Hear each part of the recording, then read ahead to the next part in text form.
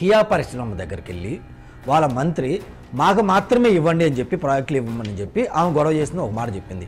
అలాగే పల్నాడు జిల్లాలో ఎవరైతే ఎరపతినేని శ్రీనివాసరావు ఉన్నారో భవ్య సిమెంట్ కానీ ఇంకో సిమెంట్ కానీ అక్కడ ఉన్న ఇండస్ట్రీ కానీ మాకు మాత్రం కమిషన్ కట్టండి కప్పం కట్టండి అని చెప్పి ఆయన అడగడం జరిగింది. అది వాస్తవం. సో దాని మీద తెలుగుదేశం పార్టీ సోదరులు స్పందించాలి. ఎందుకంటే అప్పుల మీద ఇన్ఫర్మేషన్ లేకపోతే వదిలేద్దాం, నెక్స్ట్ డిబేట్లో మనం మాట్లాడతాం, తప్పులేదు. ఎందుకంటే మన పద్ధతి గుర్తుండాలని లేదు కదా.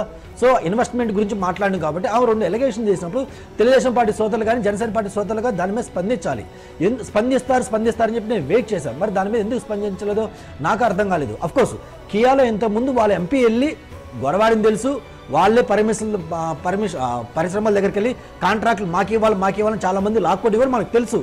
అంటే ఎవరు గవర్నమెంట్ ఉన్నప్పుడు వాళ్ళు వెళ్ళి లాక్కుంటున్నారు, అది వాస్తవం. ఎందుకంటే ఇంతకుముందు గతంలో వైఎస్ఆర్సీపీ ప్రభుత్వం ఉన్నప్పుడు వైఎస్ఆర్సీపీ ప్రభుత్వం లాక్కున్నారు, వాళ్ళే లాక్కున్నారు. మేము ఎందుకు లాక్కోడు కదా తెలుగుదేశం పార్టీ కానీ జనసేన కానీ ఎన్డీఏ కూటమిగా వచ్చినప్పుడు వాళ్ళు లాక్కుంటున్నారు. దొందే కదా. బట్ వీళ్ళ విషయం వాళ్ళు బయట పెడుతున్నారు, వాళ్ళ విషయం బయట పెడుతున్నారు, వీళ్ళు బయట పెడుతున్నారు. సో అలా బయట పెట్టడం వల్ల జనానికి నిజాలు తెలుస్తుంది. దాన్ని కాంగ్రెస్ పార్టీగా మేమైతే వెల్కమ్ చేస్తున్నాం. ఇప్పుడు వీళ్ళు లేదు మేము అలా చేయలేదన్నా, వాళ్ళు లేదు మేము అలా వాస్తవం చేశారు, అది నిజాలు ఒప్పుకోవాలి. బహుశా వీళ్ళిద్దరు తెలియకపోతే నేను ఏం చేయలేను.